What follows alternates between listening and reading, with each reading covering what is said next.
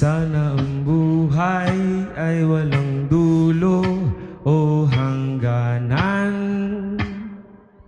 Sana'y wala ng taong mahirap. Si Celo na nag-ampon kay Basilio sa gubat ay matanda na ngayon.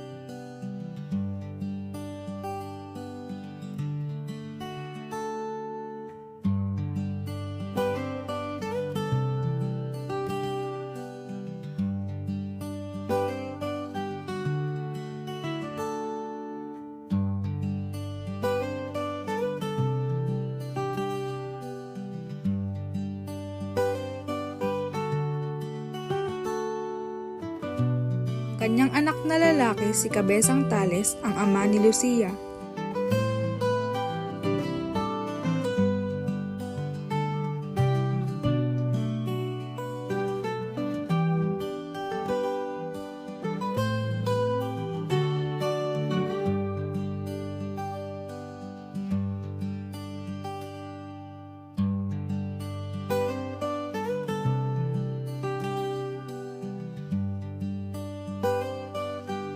Siya ay yumaman sa pamamagitan ng sipag at tiyaga. Nagsimula siya sa pakikipagsosyo sa isang negosyante at unti-unting nakapag-ipon. Matapos mataniman at mapangalagaan ng lupa, bago mapakinabangan ng lupa, nagkasakit silang lahat. Namatay ang asawa at ang panganay na anak na si Lucia. Ngunit hindi ito nagpahina sa loob ni Tales.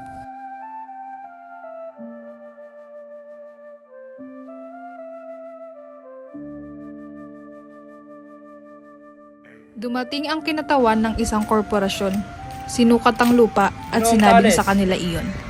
Tahimik na pumayag si Tales na nagbayad ng buwis. Upang ipabatid na ang lupain na tinataniman nyo ay hindi nyo pagmamayari. Ganun ba?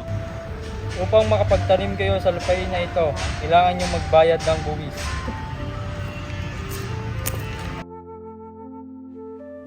Matapos mataniman at mapangalagaan ng lupa, nais itong agawin ng mga praile.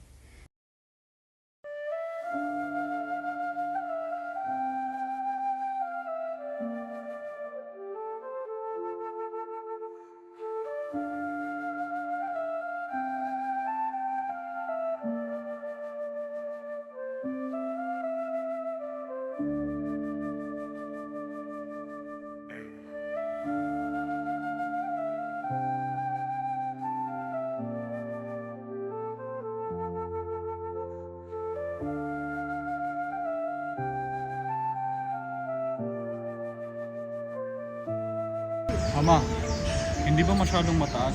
30 pisong buwis. Anak, umayag ka na lang. Turing mo na lang na natalo sa sugat. Nahulog sa ilog. At sinagpang ng buhaya.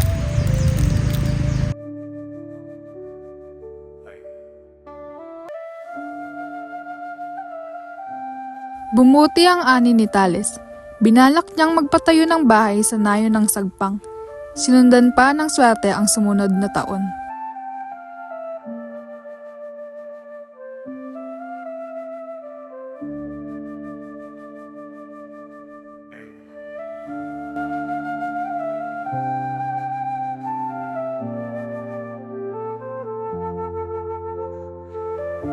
Si Cabezang Tales ang pinuno ng barangay.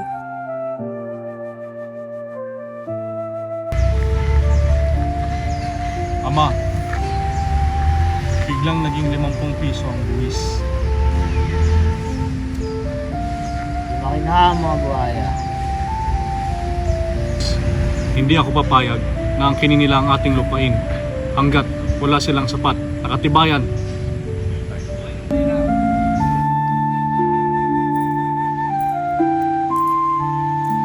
Tumaas ng sobra ang mga buwis hanggang hindi na mabayaran ni Tales. Gobernador, hindi ba masyadong mataas ang 50 pisong singil na buwis ng mga praile? Kahit walang patunay, pabor sa mga praile ang desisyon.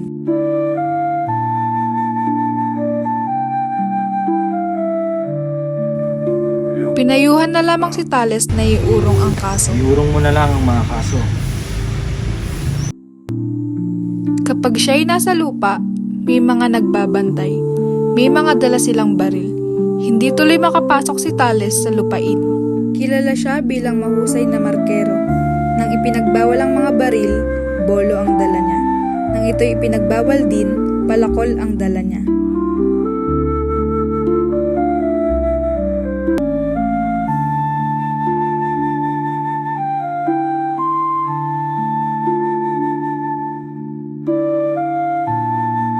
Dahil palakol lamang ang dala niya, dinukot siya ng mga tulisan at humingi ng ransom. Huli ay nagbibilang ng salapi at alahas, ngunit hindi sapat at walang magawa kundi yakapin ang binigay ni Basilio na kwintas.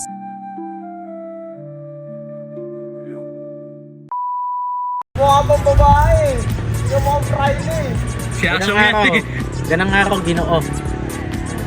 Ako'y may tanong, bakit kayo naparito sa aking lupain? Ako'y hindi maaaring suratin nyo ang aking lupa.